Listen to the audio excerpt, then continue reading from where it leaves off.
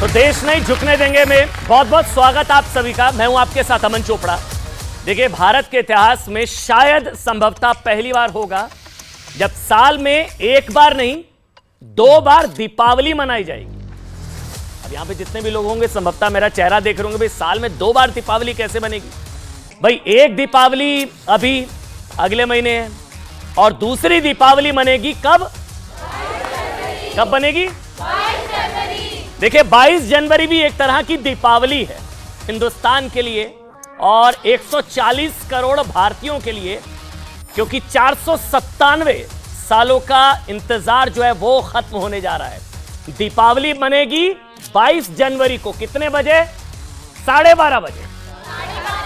देखिए, 12:30 बजे time note कर लीजिए। 22 जनवरी 12:30 बजे 22 जनवरी को दीपावली है, जब अयोध्या में रामलला की प्राण प्रतिष्ठा होगी, जिसके साक्षी खुद देश के प्रधानमंत्री नरेंद्र मोदी होंगे। मतलब आप ये भी कह सकते हैं कि भगवान राम का 14 साल का नहीं, इस बार 497 कितने वर्षों का?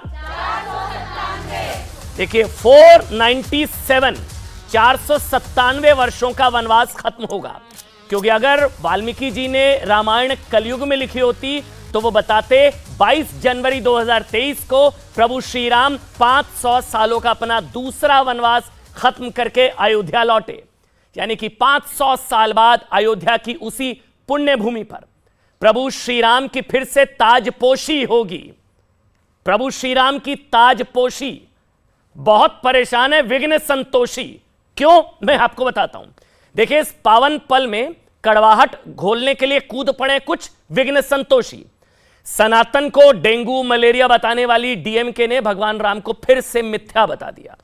डीएमके के नेता टीकेएस एलएनगोवन ने कहा है कि भगवान राम तो मिथ्या है, कल्पना है, पौराणिक कथा और बीजेपी इतिहास को माइथोलॉजी से रिप्लेस कर रही है। तो सलमान खुर्शीद कह रहे हैं कि राम मंदिर के उद्घाटन का निमंत्रण सिर्फ एक पार्टी को दिया गया है। क्या भगवान राम सिर्फ एक पार्टी तक सीमित है? प्रधानमंत्री नरेंद्र मोदी वहां क्यों जा रहे हैं? उनको न्योता क्यों दिया जा रहा है? इस तरह के भी सवाल उठाए जा रहे हैं। अब राम को देखिए, सबके हैं। तभी तो तुलसीदास जी ने लिखा, सब पर राम तपस्वी राजा। लेकिन अदालत ने एफिडेविट देकर राम को कल्पना तो कांग्रेस ने बताया था, काल्पनिक राम सेतु मामले में शायद कांग्रेस ने कल्पना भी नहीं की होगी कि एक सरकार देश में आएगी जो मंदिर भी बनाएगी और तारीख भी बताएगी। और अब जब तारीख बता दी गई है तो भी परेशानी है। उधर उद्धव गुट के संजय राउत तो प्राण प्रतिष्ठा कार्यक्रम में प्रधानमंत्री नरेंद्र मोदी को भेजे गए निमंत्रण पर ही सवाल उठा रहे हैं। अब ये वो संजय राउत जिनकी पार्टी राम मंदिर के आंदोलन में उनकी बड़ी भूमिका रही है। तो क्या मान लिया जाए कि अपनी सत्ता के लिए विघ्न संतोषियों ने प्रभु राम की सत्ता को ही अस्वीकार करने की ठान ली है? जो खुद को रघुपति राघव राजा राम गुनगुनाते रहने वाले गांधी जी का अनुयायी तो बताते हैं, क्या उन्हें अयोध्या में रघुपति की वापसी पर आपत्ति हो गई है? लेकिन दीपावली जो है वो तो 22 तारीख को है। संगीत रागी जी हैं, अभी जब डिबेट में आ रहे थे तो संगीत जी मेरे को कह रहे कि आप अमन जी अयोध्या की बात कर रहे हैं, अब तो काशी और मथुरा की बात होनी चाहिए। जोरदार तालियों के साथ स्वागत कीजिए संगीत रागी जी का। आचार्य विक्रमादित्य हैं, सैयद जवाद भाई हैं, विजय शंकर तिवारी हैं, संजय जी हैं और मेरे साथ विवेक जी हैं। आप सबका बहुत बहुत स्वागत। अच्छा, देखिए, जिसके चेहरे पर सबसे ज्यादा मुस्कान है मैं उसी से शुरू करूंगा। किसके चेहरे पर है? चलिए शुरू हो जाए। आचार्य जी, 22 जनवरी दीपावली। विवेक जी, थोड़ा चेहरा क्यों लटका? नहीं, वो जो मुस्कुरा रहे हैं तो पहले सुन लें। आपका चेहरा मतलब हाँ। आ रहा हूं मैं, बताइए आचार्य जी। 22 जनवरी दीपावली। ये कहूंगा आनंदोत्सव है। ये इतना दीपावली का प्रभाव है। जब राम भगवान वापस आए अयोध्या में तो कहा जाता है कि 3 महीने तक पूरी अयोध्या में दिवाली ही दिवाली रही, उजाला ही उजाला रहा। तो ये तो इतना सुंदर पर्व है कि जिस चीज के लिए हमारी 30 40 पीढ़ियां अपना बलिदान दे चुकी और उस कलंक का विध्वंस होकर स्वाभिमान का निर्माण की सुंदर वेला आ गई है। रोम रोम अभी मुझे बोलते हुए भी मेरी जिस प्रकार की जो आनंद की प्रस्फुटित हो रही है, भाव प्रस्फुटित, शायद आपका भी वही भाव होगा। हमारे आराध्य भगवान का राम धरा की कण-कण में व्याप्त है। और राम तो कहीं गए नहीं ना, लेकिन हमने जो मूर्त रूप में उनका एक सुंदर आवरण बनाया। आतताइयों ने उसको विध्वंस करने का प्रयास किया, हमारी आत्मा को जिस प्रकार से जो झकझोड़ने का प्रयास किया। मंदिर वास्तविक तौर पर परमात्मा का घर नहीं है, मेरी आस्था का प्रतीक है। उस आस्था पे जिस प्रकार से आतताइयों ने, इस देश पे आक्रमण करने वालों ने आघात किया था, हमको तोड़ने का प्रयास किया था। आचार्य जी, असल में बहस इस विषय को लेकर है कि प्रभुराम तो सबके हैं भाई, मेरे हैं, सबके हैं, प्रभुराम सबके हैं, ये तो राम का देश है, प्रभुराम सबके हैं, सिर्फ बीजेपी के तो है नहीं। बीजेपी की बात पार्टी, एक मिनट सवाल सुन ले, पार्टी का तो कॉपीराइट है नहीं प्रभुराम पर या राम मंदिर पर या आस्था पर, हिंदू पर, हिंदुत्व पर। तो फिर ये सिर्फ मोदी को निमंत्रण, प्रधानमंत्री को निमंत्रण, जिसने बनवाया, जिसने विघ्न उपस्थित किए, उसको क्यों याद किया जाएगा? कोर्ट के ऑर्डर से बना है ना? कोर्ट के ऑर्डर क्यों? कोर्ट का ऑर्डर भी किसके कारण से? मैं तो ये मानता हूं यदि मोदी ना होता, विवेक जी, एक बार सुन लीजिए, मैं तो ये मानता हूं, अरे सुन लीजिए, कोर्ट यहां लगातार विद्यमान था, लेकिन राम मंदिर कोर्ट के ऑर्डर से बन रहा है, कोर्ट के ऑर्डर से बन रहा है, लेकिन किसके कारण से बन रहा है ये हर धारा का, ये भारत का हर बच्चा जानता है। इस बात को ये ना स्वीकार करें। मैं तो धन्यवाद देता हूं ऐसे यशस्वी प्रधानमंत्री के, जिसके कारण से, मनोयोग के कारण से, विश्वास के कारण से, अदम्य उत्साह के कारण से और समस्त प्रकार की येन केन प्रकारेण आज जो दिन दिखाई दे रहा है वो उसी एक व्यक्ति के कारण से हो रहा है और उनको वो श्रेय दिया जाना चाहिए। विवेक चीज, हाँ आप बोलिए, चलिए आप बोलिए, अपनी बात रखिए। प्रधानमंत्री नरेंद्र मोदी को वहां पर क्यों नहीं जाना चाहिए? नहीं। और उनके निमंत्रण से आपत्ति क्यों? उनको निमंत्रण से विवेक चीज, पहला करेक्शन, मेरे मित्र आचार्य जी, बड़ा आदर करता हूं मैं इनका, पहला करेक्शन ये है, कोर्ट किसी के कारण से नहीं देता। नहीं, सांप नहीं लौट रहा है, कोर्ट किसी के कारण से नहीं चलता।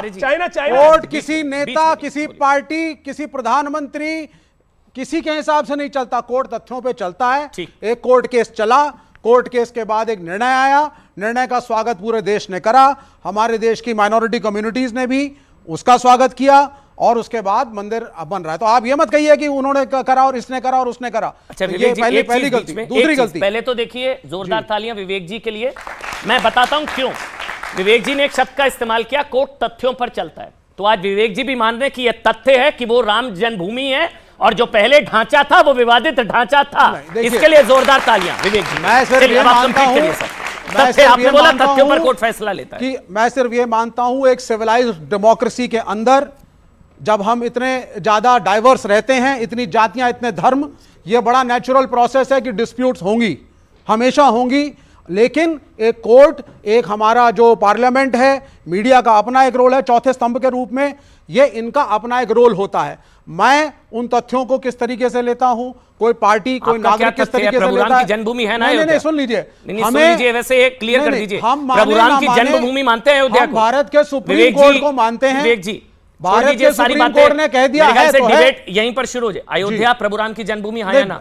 भाई सुप्रीम कोर्ट ने जो कहा, वो सुप्रीम कोर्ट ने जो कहा उस वजह से बिल्कुल अयोध्या जन्मभूमि नहीं आपके हिसाब से प्रभुराम की? मैं तो हिस्टोरियन भी नहीं हूं, मैं आर्कियोलॉजिस्ट भी नहीं हूं ना, मैंने उसके कोर्ट में केस को लड़ा। एक डिस्प्यूट था, कोर्ट ने बोला ये राम जन्मभूमि है, देश ने माना।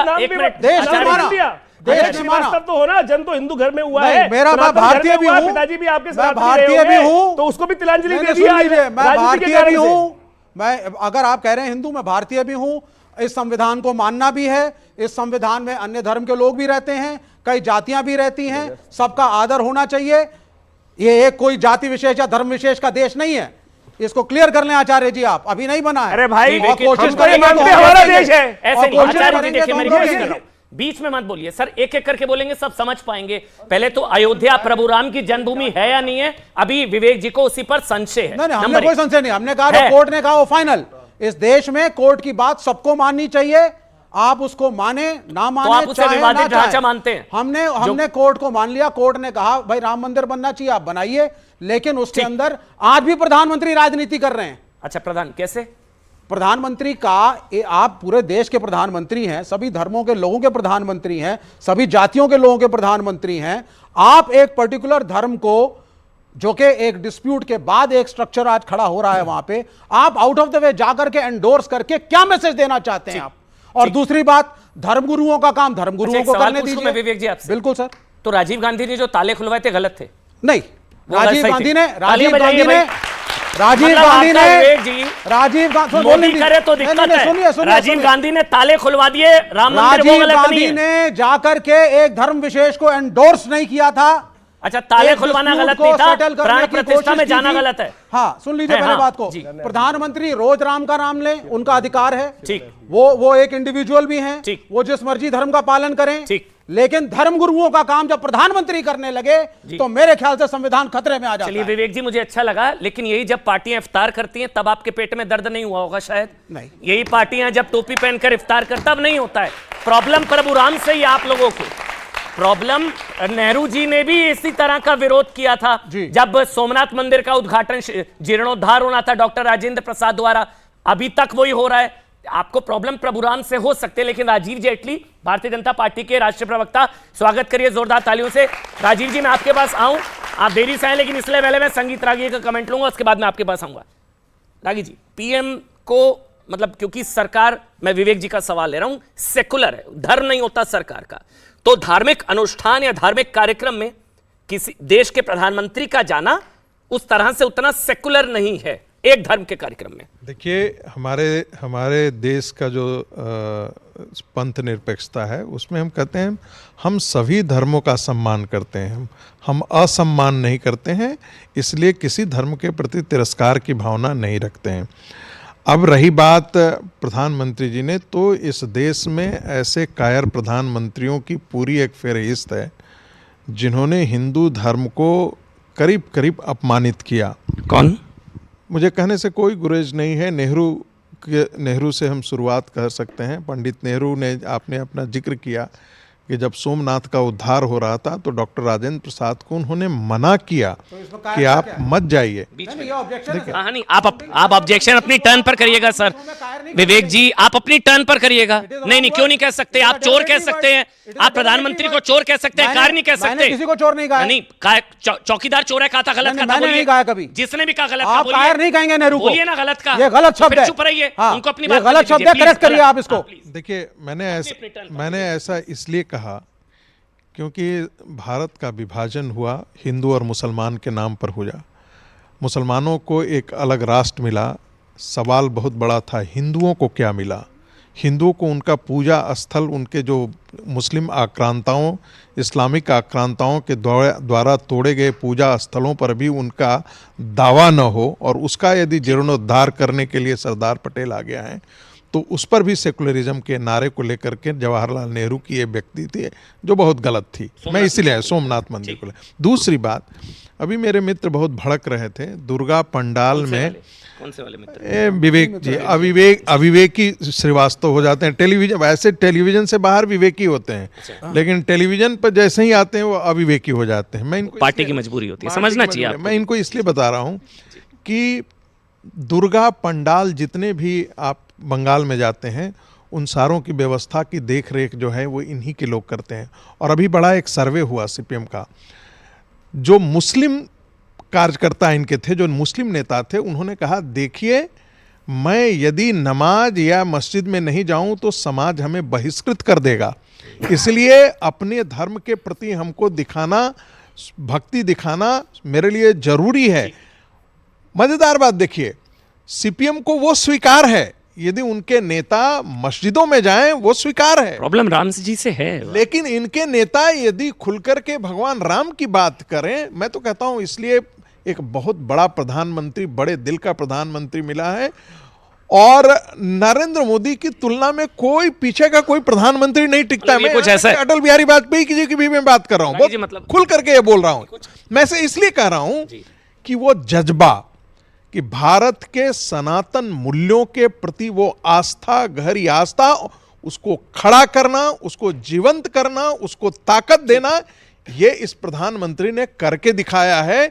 इसलिए वो बहुत बड़े धन्यवाद के पात्र। मतलब कुछ ऐसा है, ये कुछ ऐसा संभवतः ऐसे अगर इसको उदाहरण से समझा जाए, जैसे सो कॉल्ड सेकुलर लीडर या ओवैसी साहब, जैसे असद ओवैसी कहते हैं कि भाई देश की एक मुस्लिम बेटी कल को प्रधानमंत्री बनेगी। ठीक, बने, अच्छी बात है। उन्होंने कहा कि हिजाबी बेटी देश की प्रधानमंत्री बनेगी।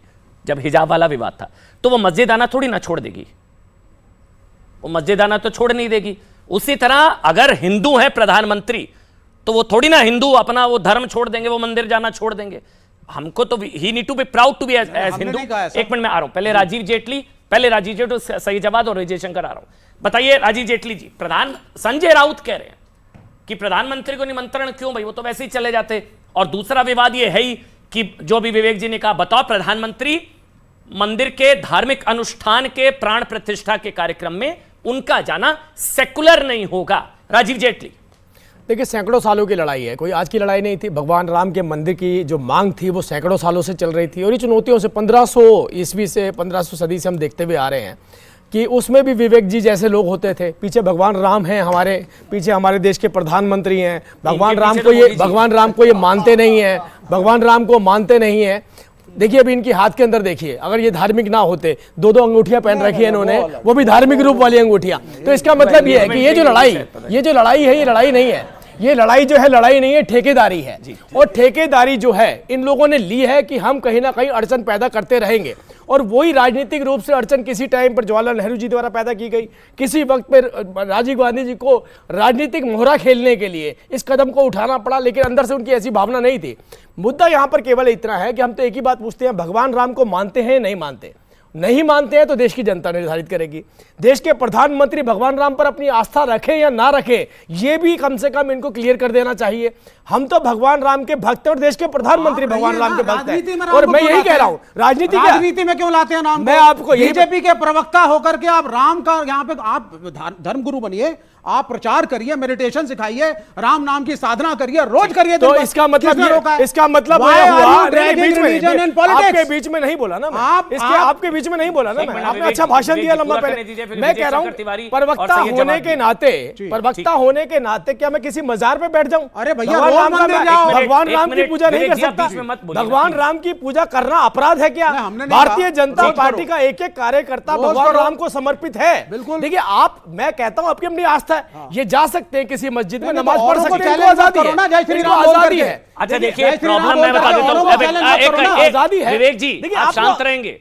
मैं जानता हूं आप परेशान है राम मंदिर के प्राण प्रतिष्ठा के कार्यक्रम से, आपके चेहरे पर दिख रहा है। लेकिन सर होता है ना, विघ्न संतोष यार शुभ कार्य में होते हैं, ये हर शुभ कार्य में होता है। कोई भी शुभ कार्य शुरू, मैंने पहले भी बोला प्रभु राम की ताजपोशी, परेशान है विवेक जैसे विघ्न संतोषी। आ रहा हूं सर, पहले पूरा करने दीजिए। मैं केवल एक ही बात कर रहा हूं, ये देखिए हमने पता नहीं कहां से एक सेकुलर शब्द, पहली बात तो सेकुलर कोई शब्द ही नहीं है, पूरी दुनिया के अंदर कोई शब्द ही नहीं है। दूसरी बात मैं आपको बता रहा हूं, कॉन्स्टिट्यूशन में भी कॉन्स्टिट्यूशन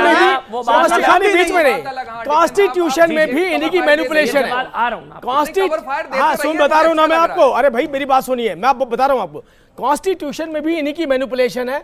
अब ये देखिए, राजीव जी एक मिनट, विवेक जी जो कॉन्स्टिट्यूशन में उसमें आपकी आस्था है? बिल्कुल है। तो कॉन्स्टिट्यूशन की मूल पति में तो प्रभु राम की भी तस्वीर है। नहीं तो इसका मतलब क्या हुआ? हिंदू राष्ट्र नहीं है, हिंदू राष्ट्र नहीं है। नहीं कौन कंफ्यूज? एक गुडविल के जेस्चर में सुन लीजिए, क्योंकि मेजॉरिटी कम्युनिटी हिंदू थी। विवेक जी गुस्सा मत होइए, आराम से दरबार भी है, विवेक जी आराम से। हाँ है विवेक जी आराम से। हाँ एक ही पन्ना देखा थोड़ी ना, एक ही पन्ना नहीं है उसमें। नहीं एक मिनट, राम दरबार है ना? हाँ अकबर का भी विवेक दरबार जी है, चेहरा क्यों उतर गया? राम दरबार है ना? नहीं राम दरबार है तो इसका मतलब क्या? जय श्री राम बस बोल के चैलेंज करेंगे। अब राजीव जी कंप्लीट कर लें, उसके बाद मेरे को विजय शंकर तिवारी और सही जवाब के पास जाना है। नहीं ये बिल्कुल ठीक है। देखिए विवेक जी बिल्कुल ठीक है, विवेक जी जैसे लोगों ने हम पर राज किया है, हमारी विचारों पर राज किया है, हमारी मानसिकता पर राज किया है, उसकी वजह बता। जब भी हम सेकुलर शब्द कहीं पर भी बॉलीवुड की मूवी में दिखाते थे, किसी और जगह पर दिखाते थे, नाटक जो ये लोग करते हैं कई कई जगहों पे वहां दिखाते, जब भी ये सेकुलर दिखाते थे तो वहां पर ना मंदिर होता था ना गुरुद्वारा होता था। ध्यान दीजिएगा, नोट करिएगा बच्चों, जाकर के गूगल करिएगा, जहां पर भी सेकुलर शब्द आएगा वहां पर एक मस्जिद जरूर है। ऐसा कुछ नहीं है, मैं आपको बता रहा हूं, रिपीट करिएगा, मैं आपको ये बता रहा हूं कि सेकुलर दिखाने मतलब इस्लाम सेकुलर का मतलब इस्लामिक है, ऐसा कुछ नहीं है। इस्लाम दिखाने सेकुलर दिखाना पड़ता था। बस सर हो गया, पहले विजय शंकर तिवारी, फिर अच्छा चाहिए सही है जवाब, पहले आप बोल लीजिए फिर विजय शंकर। जितनी जनता में लोग हैं, अमन भाई के लिए जोरदार तालियां बजा दीजिए। भाई आज जितना अच्छा कवर फायर सरकार को आप देते हैं, इतना अच्छा मुझे लगता कोई नहीं दे सकता। प्रभु राम को दे रहा हूं, मैं आपकी तारीफ करता हूं। प्रभु राम से प्रॉब्लम है मैं जानता हूं। नहीं मुझे कोई प्रॉब्लम नहीं है। चलिए आइए टॉपिक पर। मैं देखिए क्या है, अभी आपने बड़ा अच्छे से ट्विस्ट किया और मैं बार बार देखता जितना अच्छा आप कवर फायर देते इसीलिए तालियां बजवाई। आपने कहा प्रभु श्री राम जी की जो है संविधान के ऊपर फोटो है, अकबर की भी है, उसका जिक्र नहीं करते हैं। तो अकबर का- अब पूरी बात अच्छा, समझ चलिए, पूरा खामोश बोलिए। के जी, थोड़ा बोलिए, सा जी, मोहब्बत से सुन लीजिए, हम तो मोहब्बत जी, की बोलिए, बात करने बोलिए, वाले बोलिए। लोग हैं। अब बड़ी ठीक है, मोहब्बत है ना उसमें सर। जो है गौतम बुद्ध जी की भी है, महावीर जी की है। तो उसका संबंध ये था कि भारत जो है सभी जातियों को, सभी धर्मों को साथ लेकर के मोहब्बत से चलने का नाम जो है वो भारत है। आप चाहते हैं कि नहीं सिर्फ एक ही मानसिकता चले, एक ही आइडियोलॉजी देश के अंदर चले, तो पॉसिबल नहीं है, क्योंकि भारत एक गुलदस्ते की तरीके से है जिसमें तरह तरह के फूल हैं, तरह तरह के रंग हैं, लेकिन आप उस चीज से निकल नहीं पा रहे हैं क्योंकि बहुत जमाने से वो दिया जा रहा है एक डोज, उससे नहीं गए। भगवान श्री राम के ऊपर सभी सम्मान करते हैं और बहुत से यहाँ पे बहुसंख्यक तमाम जितनी भी पार्टी के लोग मैक्सिमम वो अपनी आस्था रखते हैं, लेकिन नहीं, मैं बीच में सम्मान नहीं करता हूँ। आचार्य जी, बीच में नहीं, तरीका प्लीज क्या होता है? आचार्य जी, गलत बोलिए, बिल्कुल दीजिए। मंदिर में बन रहा है तो बिल्कुल आचार्य बिल्कुल जी, का। आचार्य जी, नहीं, बीच में नहीं। देखिए, लोकतंत्र के अंदर अगर हम लोकतंत्र के विजय अंदर जी, जीवित हैं और लोकतंत्र को जीते हैं तो संवाद भी होगा, विवाद भी होगा। लोकतंत्र की खूबसूरती ही यही है। आइडियोलॉजिकल डिफरेंसेस होंगे लेकिन उसके बावजूद भी हम भारत के ऊपर और संविधान के ऊपर यकीन करते हैं और सबको साथ लेकर के चलते हैं। आपत्ति किसी चीज की नहीं। अगर नहीं होता तो तमाम पॉलिटिकल पार्टीज को जाता। क्या तमाम पॉलिटिकल पार्टीज में हिंदू कम्युनिटी के लोग नहीं? ममता बनर्जी भी हिंदू कम्युनिटी से आती है, नीतीश कुमार भी हिंदू कम्युनिटी से आते हैं, अखिलेश यादव भी हिंदू कम्युनिटी से आते हैं, उद्धव ठाकरे भी आते हैं। जाएंगे। अरे आपको लग रहा है 24 से पहले ये लोग राम मंदिर जाएंगे? नहीं नहीं, देखिए, राम मंदिर जाने में किसी आपको को लग कोई रहा है आपत्ति ये जितने नहीं। सनातन के सफाई वाले हैं या राम मंदिर की प्राण प्रतिष्ठा नहीं कार्यक्रम नहीं, में क्या आप जाएंगे? उनको सनातनी नहीं मानते हैं? नहीं, बिल्कुल नहीं मानता। आप जो सर्टिफिकेट सनातन दे रहे हैं की सफाई की सनातनी बात का? करेंगे। आप सर्टिफिकेट देने लगे धमकाएंगे सनातन का? आपको धमकाएंगे। किसने दिया सर्टिफिकेट? धमकाएंगे। किसी को धमकाएंगे। हिंदू आराम से बात कहने का, करिए, ना आराम से कहने बात का? करिए। नहीं नहीं, ये आराम से गलत बात शब्द करिए। है। नहीं, मैं आप बोल रहा हूं, सर्टिफिकेट नहीं दे सकते जो किसी को। सनातन के सफाई की बात करेगा, मेरी नजर में वो रामद्रोही है, वो सनातन द्रोही है। नहीं नहीं, आज ही डीएमके वाले नेता ने बोला, कौन सनातनी आज नहीं ही है? डीएमके के नेता ने बोला आप जो बताइए, सनातन के सफाई की बात करेगा। पॉलिटिकल पार्टी के लोग अच्छा हैं, चलिए, वो एक काम करते अच्छा, ये हैं। नहीं, बताइए, सारे नहीं, अखिलेश यादव मैं मंदिर बोलता हूं, जाते नहीं, मैं बोलता हूं आपको। नहीं नहीं, अखिलेश यादव मंदिर जाते नहीं जाते सर, वो तो राम भक्तों पर गोलियां चलाने वाली पार्टी है, मेरे से मत बुलवाइए। ममता बनर्जी राम जाती भक्तों नहीं पर जाती। गोलियां चलाने वाले लोग हैं वो। राहुल गांधी साहब जाते हैं ना? राहुल गांधी साहब जाते हैं, चलिए, बोलिए। प्रियंका गांधी। आपके पेट में क्यों दर्द होने लगा? कितना कवर फायर देंगे भाई बीजेपी को? चलिए, ठीक है। अब उनको इतनी कवर की जरूरत नहीं है। देखिए क्या है, 5 राज्यों के चुनाव हैं, आप लोगों को बता दूं, और 2024 के अंदर भी चुनाव। 5 राज्यों के चुनाव के अंदर भारतीय जनता पार्टी को 5-0 से हार साफ दिखाई दे रही है। मध्य प्रदेश, राजस्थान, छत्तीसगढ़। और 2024 के अंदर इनके पास मूल मुद्दों पे, बेरोजगारी पे, महंगाई पे लड़ने के लिए चुनाव नहीं, मूलभूत समस्याओं पे बात ना हो। इसीलिए भारतीय जनता पार्टी के लोग और तमाम लोग उनके तरफ से बैटिंग करते हैं ताकि युवाओं की बात ना हो, उनको आने वाले समय में रोजगार किस तरीके से मिलेगा उस पर बात ना हो। ठीक है, किसानों की आय 2 गुनी होने का वादा करा तो उसके ऊपर कोई बात ना हो। विजय शंकर तिवारी, मैं एक ही इस चीज जो है वो नैरेटिव चलाने का इस इरादा चीज का है, मुझे भी उससे भरोसा है। सबको बचना है। देखिए, इस चीज का आप लोग भी भरोसा रखिए। जिन लोगों ने सनातन की तुलना एचआईवी से करी है, जिन्होंने सनातन के अब आप पहले बोल लीजिए, आप पहले बोल लीजिए, मैं आपके बीच में नहीं बोलूंगा, आप बोल लीजिए। ये बताइए, अटल बिहारी वाजपेयी की दौर में क्या डीएमके से गठबंधन था या नहीं था? अब मैं बोलूं, नहीं था अब या आप नहीं शांत था? रहेंगे बीच में। विजय शंकर तिवारी बहुत पूरा फैक्ट बताइए, आधा बताते हैं फिर लोगों को अच्छा गलतफहमी चलिए, हो अभी जाती है। देखिएगा, प्रभु राम के प्राण प्रतिष्ठा कार्यक्रम में जवाद भाई को भरोसा है कि पूरा ऑपोजिशन जाएगा। आप भी यही हैं, मैं भी यही हूं। 24 के चुनाव की वजह से तुष्टीकरण की मजबूरी, प्रभु राम से है जरूरी दूरी, ये लोग नहीं जाएंगे।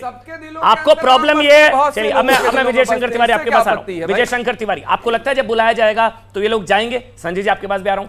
इनको बुलाना चाहिए, जाना चाहिए? अमन जी, पहले तो आप बता देता हूँ, मोहब्बत की बात करना और मोहब्बत करना दोनों में बहुत बड़ा अंतर होता है। इस पर बहुत विमर्श कर चुके हैं, बहुत चर्चा कर चुके हैं।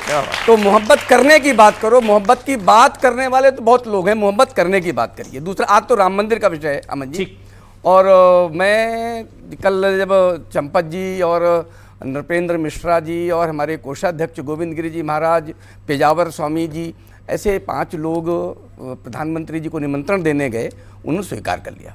मैं उस समय भी बता देता हूँ, 22 तारीख को 12:20 पर यह प्राण प्रतिष्ठा होगी।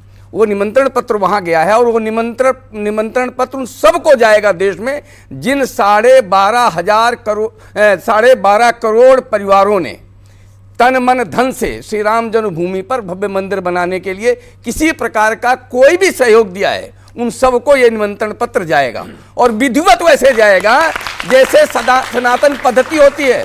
तीर्थ क्षेत्र न्यास, बाकायदा एक लिखा हुआ छपा हुआ निमंत्रण पत्र और पीले चावल लेकर के हमारे कार्यकर्ता हर उस घर तक जाएंगे जिन्होंने इस काम में सहयोग किया है और जिन्होंने रोड़े अटकाए उनको क्या मैं बताता हूं। मंदिर में मंदिर में जो भी जाता है, विवेक जी भी जाएंगे, किसी भी मंदिर में विवेक जी को आज तक मना नहीं किया गया होगा, आप भी जा सकते हैं, लेकिन निमंत्रण पत्र रिश्तेदारों को दिया जाता है जिनका आपके जीवन में, आपके परिवार के जीवन में कोई सहभाग होता है, उनको निमंत्रण पत्र दिया जाता है। कभी किसी परिवार में किसी विरोधी को निमंत्रण पत्र देते हुए देखा आपने? निमंत्रण पत्र उनको दिया जाएगा जो इस अभियान में इस भव्य मंदिर के लिए सहयोग किया है। मतलब आप कह रहे हैं रामद्रोहियों को निमंत्रण पत्र नहीं जाएगा? भाई कैसे जाएगा? बेमन से आएंगे, पता तो लगेगा कौन राम के साथ है कौन ये तो मैं बताता हूं, सुनिए ना। अभी देखिए, संसद सत्र के उद्घाटन का निमंत्रण पत्र गया, वहां नहीं आए। उसका सेंगोल की स्थापना वाला भी गया, उसमें भी नहीं आए। ये लाल किले की प्राचीर पर भी कुर्सी खाली रह गई थी। अब ये राम मंदिर वाला भी निमंत्रण पत्र अगर जाएगा तो देखेंगे ना कौन कौन आएगा। जो अभी गला फाड़ के चीख रहे हैं कि हमें नहीं बुलाया, हमें नहीं बुलाया, बुलाने पर कितने जाएंगे? एक उदाहरण बता, दिग्विजय सिंह जी गला फाड़ फाड़ करके मंदिर नहीं बनाने देने के सारे प्रयासों की बात करते थे और 1 लाख रुपए का उन्होंने अनुदान दिया। तो जिन्होंने अनुदान दिया है, मैंने कहा जिन्होंने अनुदान किसी भी प्रकार का सहयोग किया है उनको निमंत्रण पत्र जाएगा। मैंने एक उदाहरण आपको दिग्विजय सिंह जी का आपको दिया है, आप इसी प्रकार के प्रतिमान समझते रहिए। और एक बात अंत में और कह देता हूं कि हमने कहा मंदिर वहीं बनाएंगे, मंदिर भव्य बनाएंगे। अब हमने मंदिर भी बना दिया और वहां प्राण प्रतिष्ठा भी कर रहे हैं। तो ये जो हमने कहा वो हमने किया। मोहब्बत करना और मोहब्बत कहना दोनों की बात में जो अंतर है वो सापेक्ष साक्ष्य हमारे साथ है। जो हमने कहा वो किया। संजय जी, जवाब मिल गया मेरे ख्याल से। संजय राउत जी को जो सवाल था, जिनकी तरफ से सहयोग या जिनका योगदान, उनको मिलेंगे प्रभु राम का न्योता, उनको मिलेगा। संजय जी, तो अब तो जवाब मिल गया मेरे ख्याल से। देखिए, सबसे पहले तो मैं कहूंगा कि जय श्री राम। विवेक जी बोल दीजिए, चेहरा क्यों लटक गया? ठीक है, जय श्री राम। बोलिए। हैं जी, 500 साल के, अच्छा चलिए बोलिए जी। जय श्री राम। 500 साल के प्रयास के बाद जहाँ ना जाने कितने हिंदू राजाओं ने राम मंदिर को बनाने के लिए अपनी बलि दी, युद्ध करके, मगर नहीं छुड़ा पाए। और आज़ाद भारत में जिस तरह से राम मंदिर के लिए राजीव गांधी जी ने ताला खुलवाया और जिस तरह से उसके बाद लाल कृष्ण आडवाणी जी ने और बाला साहब ठाकरे ने इस रण को अपने हाथ में लिया कि मंदिर वहीं बनाएंगे, और ये सपना आज हम हिंदुओं का पूरा भी हुआ। और ये हम हिंदुओं के लिए, इस पूरे विश्व के हिंदुओं के लिए आज जो ये 2024 में जिस तरह से राम मंदिर का उद्घाटन हो रहा है, उसका हम सबके लिए इतने गर्व की बात है कि जिसके लिए मुझे लगता है कि शायद प्रधानमंत्री नरेंद्र मोदी साहब के हाथ के अलावा कोई दूसरा और बेहतर हाथ हो ही नहीं सकता। मगर तो संजय राउत गलत बोल रहे हैं। मगर संजय राउत जी भी सही बोल रहे हैं। संजय राउत जी भी सही बोल रहे हैं। मगर संजय राउत बोल रहे हैं कि उनको न्योता क्यों? आप कह रहे हैं उनके हाथ के अलावा कोई और हाथ हो नहीं सकता।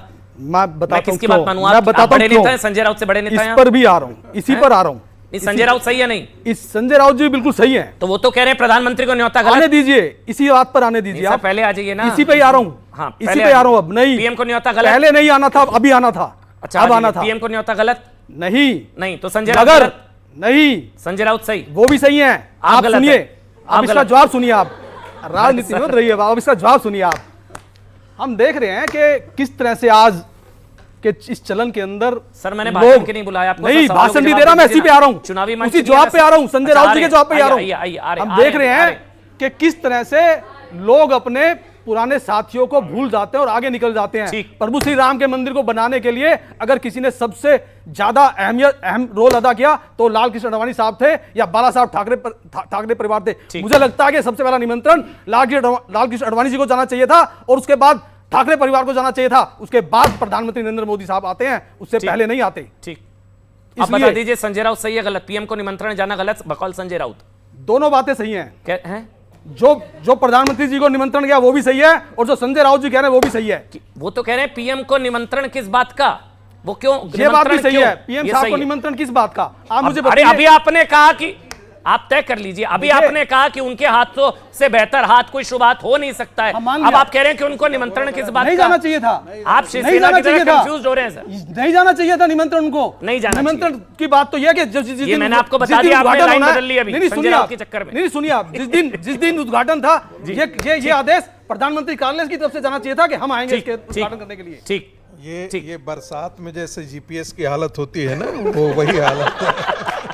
सर ये चलन जो चल रहा है देखिए, ना, उसका कारण मैं पुराने बता रहा हूं। साथियों को छोड़ करके आगे मिनट, निकलने का। संजय जी, एक-एक करके। बरसाती वाली बात नहीं कह सकते सर, आप। नहीं, नहीं। आप अपने शब्दों को ठीक कीजिए। नहीं नहीं सर, उन्होंने बरसात समझिए में आप। जीपीएस की बात करी है। GPS बरसाती हो चाहे कुछ भी, बरसाती मेंढक GPS नहीं बोला सर कुछ नहीं है। आपको। बात है संजय- जीपीएस वीपीएस कुछ नहीं है सर, बरसाती। जीपीएस ग्लोबल पोजीशनिंग सिस्टम, अजी छोड़िए पता उसमें सिस्टम क्या को। बोला ये जीपीएस? किसको कह रहे हैं, किसको इंटीग्रेशन कह रहे हैं?